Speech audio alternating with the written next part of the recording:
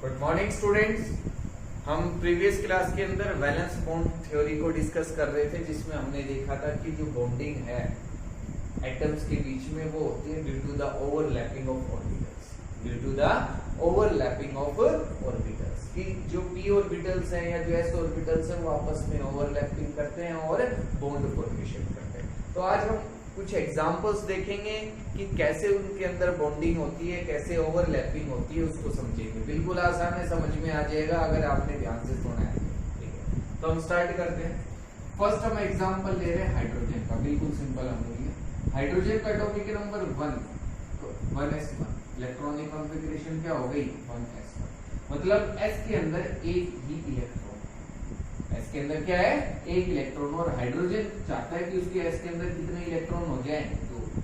तो वो दूसरे हाइड्रोजन के साथ क्या कर लेगा, शेयरिंग कर लेगा। हमारे पास कितना हाइड्रोजन है 2 है। कितना हाइड्रोजन है 2। तो दूसरा जो हाइड्रोजन होगा उसकी भी इलेक्ट्रॉनिक कॉन्फ़िगरेशन यही होगी 1s1। तो दोनों की जो 1s ऑर्बिटल्स हैं वो आपस में क्या कर लेंगे, ओवरलैप कर लेंगे। और दोनों में क्या क्या क्या है, एक एक इलेक्ट्रॉन है। ये भी 1s है और ये भी क्या है 1s। और ये हाइड्रोजन हाइड्रोजन के बीच में क्या हो गया, बॉन्ड फॉर्मेशन। क्या हो गया, बॉन्ड फॉर्मेशन। तो 1s ऑर्बिटल दूसरे 1s ऑर्बिटल के साथ क्या कर रहा है, ओवरलैपिंग कर रहा है, एक दूसरे के साथ मिक्स हो गए। दोनों ने शेयरिंग कर लिया अपने कुछ पार्ट, जिसकी वजह से इनके बीच में बॉन्ड फॉर्म हो गया और H2 मॉलिक्यूल जो है वो फॉर्म। ठीक है, अब देखो इसी से हम एक्सप्लेन कर सकते हैं कि He2 जो है, हीलियम जो है वो एग्जिस्ट नहीं, हीलियम 2 जो है वो एग्जिस्ट नहीं करता। हीलियम का एटॉमिक नंबर कितना होता है 2 होता है। हीलियम का एटॉमिक नंबर 2 है, तो आपके पास इलेक्ट्रॉनिक कॉन्फ़िगरेशन 1s2। अब इसका तो ड्यूप्लेट जो है पहले से ही पूरा है। अब इसमें तो सेकंड शेल तो होता ही नहीं है कि हम आगे अगर इसमें इलेक्ट्रॉन फिल करें तो वो आगे चले जाएं, ऐसा तो है ही नहीं। इसके अंदर केवल एक ही फर्स्ट शेल होता है जिसके अंदर 2 इलेक्ट्रॉन्स होते हैं। क्या होते हैं, 2 इलेक्ट्रॉन्स। नेक्स्ट शेल तो ये तो होता ही नहीं है। तो अब जो एक्स्ट्रा इलेक्ट्रॉन जाएंगे वो तो नेक्स्ट शेल के अंदर जाएंगे। ये तो फुल्ली फिल्ड हो गया। इसके अंदर तो ज्यादा से ज्यादा कितने इलेक्ट्रॉन्स आ सकते हैं, 2 ही आ सकते हैं। तो 2 हमने फिल कर दी। तो अब क्या होगा, H जो हीलियम He का जो दूसरा मॉलिक्यूल है उसके पास भी ऐसा ही है। तो दोनों ओवरलैप कैसे करेंगे, इनका तो ड्यूप्लेट तो पहले से ही पूरा है और एक्स्ट्रा इलेक्ट्रॉन ये होल्ड कर नहीं सकते। तो He2 जो है वो एग्जिस्ट नहीं करता। He2 जो है वो एग्जिस्ट नहीं करता। ठीक है, तो ये तो हमने देखा हाइड्रोजन जो है उसके 2 एटम्स के जो ऑर्बिटल्स हैं उन्होंने आपस में शेयरिंग की और बॉन्ड फॉर्मेशन कर दिया। अब अगर हमारे पास डिफरेंट एटम्स हो जाए, या चलो सेम की और बात करते हैं। हमारे पास है O2। क्या है, O2 मॉलिक्यूल। ऑक्सीजन का एटॉमिक नंबर होता है 6, इलेक्ट्रॉनिक कॉन्फ़िगरेशन 1s2। सॉरी, और ऑक्सीजन का atomic number 8, electronic configuration 1s2 2s2 2p4। 1s2 2s2 2p4। ठीक है, 2p4 देखो p जो है उसके अंदर 3 ऑर्बिटल होते हैं, px py और pz। यहाँ अब इलेक्ट्रॉन जो फिल करेंगे हम सबसे पहले तो एक एक इलेक्ट्रॉन सभी में, और उसके बाद पेयरिंग स्टार्ट करते हैं। अब लास्ट शेल के अंदर इसके पास है 6 इलेक्ट्रॉन। इसको कितने इलेक्ट्रॉन चाहिए, 2 इलेक्ट्रॉन चाहिए ऑक्टेट कंप्लीट करने के लिए। और p के अंदर, अब p के अंदर भी कितने इलेक्ट्रॉन चाहिए, 2, p 6 में कन्वर्ट करेंगे। तो यहाँ p में हमारे पास 2 जगह खाली भी है कि यहाँ भी एक इलेक्ट्रॉन आ सकता है और इस जगह भी एक इलेक्ट्रॉन आ सकता है। तो अपना ऑक्टेट कंप्लीट करने के लिए अब ये py और pz जो है वो दूसरे ऑक्सीजन के py और pz के साथ क्या कर लेंगे, ओवरलैपिंग कर लेंगे। क्या कर लेंगे, ओवरलैपिंग कर लेंगे अपना ऑक्टेट पूरा करने के लिए। अब वो होगा कैसे, वो देखते हैं। देखो आपके पास है ये, मैं px मैंने मान लिया कि ये px है, या ये जो इलेक्ट्रॉन है वो pz में चला गया। किसी में भी जा सकता है, कोई जरूरी नहीं है कि px में ही जाए, py में जाए या pz में। तीनों की एनर्जी सेम होती है। जब एनर्जी सेम है तो कहीं भी जा सकता है। हम इलेक्ट्रॉन्स को फिल करते हैं in the order of their increasing atomic energy, in the order of their increasing energy. उनकी एनर्जी जो है वो इंक्रीज होती जाती है। जैसे सबसे पहले हम इलेक्ट्रॉन भरते हैं 1s में, क्यों? क्योंकि इसकी एनर्जी सबसे कम है, फिर 2s के अंदर, फिर 2p के अंदर, फिर 3s के अंदर। यहाँ एनर्जी जो है वो इंक्रीज होती जाएगी। अब मैं p में बात करूं तो इसमें 3 ऑर्बिटल हैं, तीनों की एनर्जी सेम है, कहीं भी इलेक्ट्रॉन फिल कर दो। पहला इलेक्ट्रॉन है वो कहीं भी हम फिल कर सकते हैं, यहाँ भी फिल कर सकता हूँ मैं, पहला इलेक्ट्रॉन यहाँ भी फिल कर सकता हूँ, इधर भी फिल कर सकते हैं। सबसे पहले हमें करना क्या है, तीनों में एक एक इलेक्ट्रॉन फिल करना है। उसके बाद अगर देखो 3 इलेक्ट्रॉन है जब, तो इस तरीके से हो जाएगा। 4 है, 5 है, तो सबसे पहले तो तीन इलेक्ट्रॉन सभी में होने चाहिए। उसके बाद हम पेयरिंग कर सकते हैं, वो कहीं भी दिखा सकते हैं। फर्स्ट और लास्ट के अंदर भी दिखा सकता हूँ, सेकंड और थर्ड के अंदर भी दिखा सकता हूँ, कैसे भी हम रिप्रेजेंट कर सकते हैं। फर्स्ट और सेकंड के अंदर भी दिखा सकते हैं। तीनों की एनर्जी सेम है, जैसे हम रिप्रेजेंट करना चाहे वैसे कर सकते हैं। यहाँ भी मैं दिखा सकता हूँ, कोई दिक्कत नहीं है, इधर से बीच में भी दिखा सकते हैं। तो मैंने मान लिया ये इधर चले गए, क्यों? क्योंकि वो हमारे लिए आसान हो जाएगा। ठीक है, जो ओवरलैपिंग है उसको समझने के लिए। ठीक है, तो देखो अब मेरे पास ऑर्बिटल है px, x एक्सिस के अलोंग, और एक है मेरे पास py, इसमें भी एक इलेक्ट्रॉन है और इसमें भी एक इलेक्ट्रॉन है। ऐसा ही है। ये हमारे पास है 2p, ये क्या पूरा 2p, उसमें ये क्या हमारे पास px है और ये हमारे पास क्या है py है। अब दूसरा ऑक्सीजन, 2 ऑक्सीजन एटम है, दूसरे ऑक्सीजन एटम में भी ऐसा ही होगा। उसके एक px के अंदर एक इलेक्ट्रॉन और py के अंदर भी एक इलेक्ट्रॉन, py के अंदर भी एक इलेक्ट्रॉन। अब ये क्या करेंगे, आपस में शेयरिंग कर लेंगे, ओवरलैपिंग कर लेंगे। क्या कर लेंगे? ओवरलैपिंग। px किससे ओवरलैप कर जाएगा? px से। और आपका जो py है, py उसके अंदर भी एक इलेक्ट्रॉन है, दूसरे वाले के py के अंदर भी एक इलेक्ट्रॉन है, ये भी आपस में क्या कर लेंगे?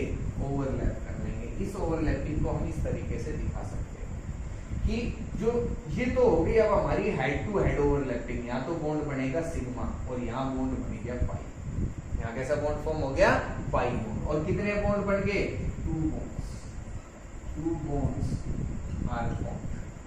2 बॉन्ड्स आर, 2 ही बॉन्ड बने, 3 नहीं बनेंगे। देखो साइडवेज जो ओवरलैपिंग है उसको हम इस तरीके से दिखाते हैं, तो ये एक ही बॉन्ड है, 2 नहीं है। और इस साइडवेज ओवरलैपिंग को मैं इस तरीके से दिखा सकता हूँ, क्योंकि अब यहाँ जो ये ऑर्बिटल्स है वो इतने दूर है कि हम इस तरीके से ओवरलैपिंग जो है वो रिप्रेजेंट नहीं कर सकते हैं। तो हम इस तरीके से दिखाएंगे कि ये जो ऑर्बिटल्स है वो आपस में ओवरलैप कर रहे हैं, और जब ओवरलैप कर रहे हैं तो यहाँ भी एक बॉन्ड फॉर्म हो रहा है और एक बॉन्ड फॉर्म हो रहा है इनकी ओवरलैपिंग से।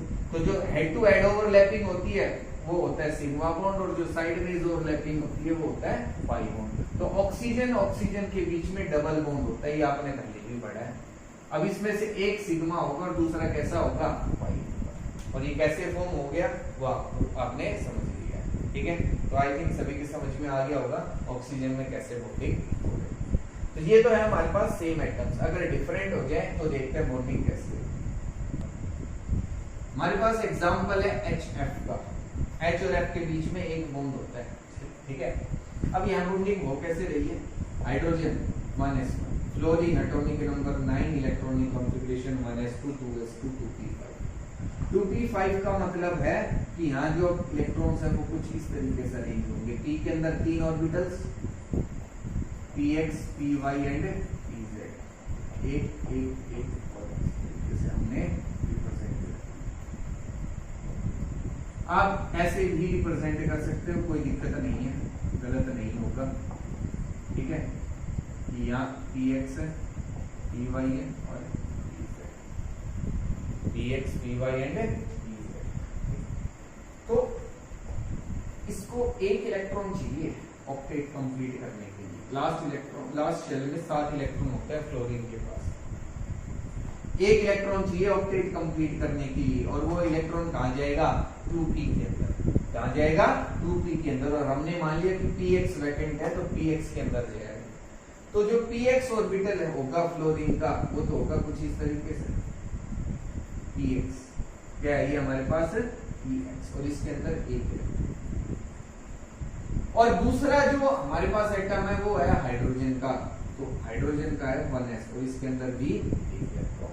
अब ये क्या करेंगे, आपस में ओवरलैपिंग कर लेंगे, क्या कर लेंगे, ओवरलैपिंग कर लेंगे और दोनों के इलेक्ट्रॉन्स जो है वो हम यहाँ रिप्रेजेंट करेंगे और यहाँ भी इन्होंने क्या फॉर्म कर लिया, सिग्मा बॉन्ड। क्या फॉर्म कर लिया, सिग्मा बॉन्ड। तो H ये हाइड्रोजन का है और ये किसका है, फ्लोरीन का। तो H और F ने एक सिंगल बॉन्ड बनाया with the overlapping of 1s and 2px, 1x and 2px of the fluorine. तो इस तरीके से हम जो बॉन्डिंग है उसको रिप्रेजेंट करेंगे, ठीक है। और देखते हैं एग्जांपल।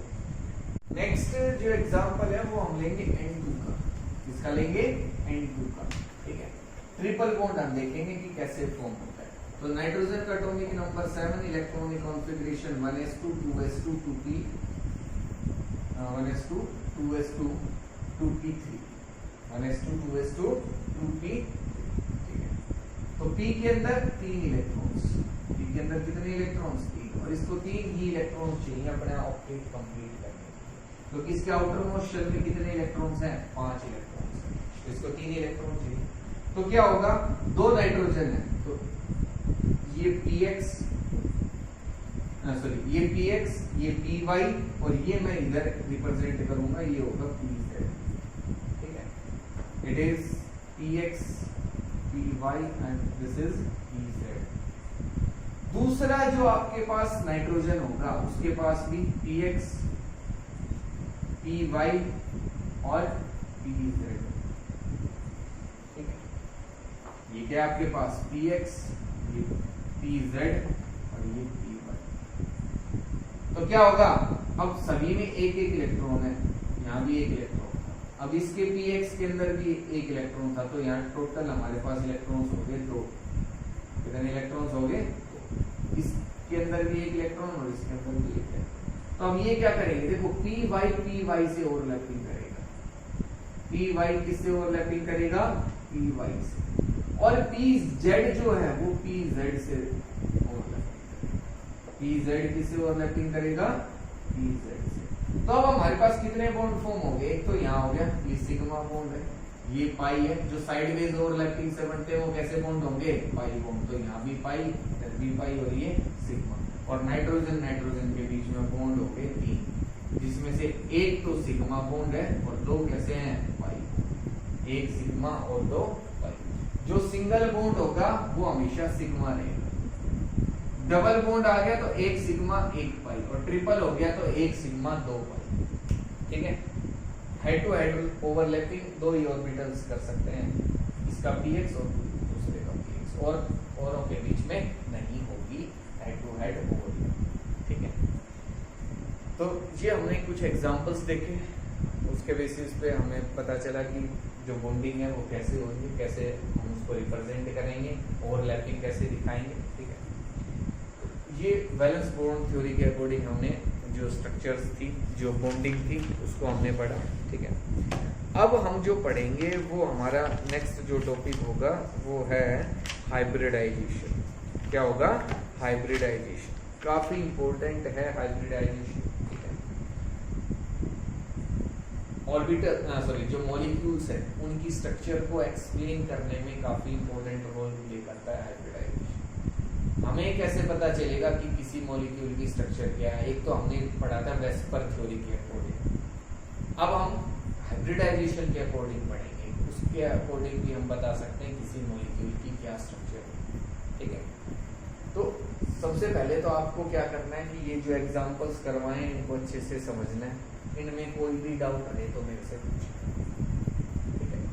इनमें से कोई भी डाउट रहे तो मेरे से आपको जरूर पूछना है, क्योंकि ये आपको जरूर आनी चाहिए कि ओवरलैपिंग कैसे हो रही है, ठीक है, कैसे बॉन्ड फॉर्म हो रहा है।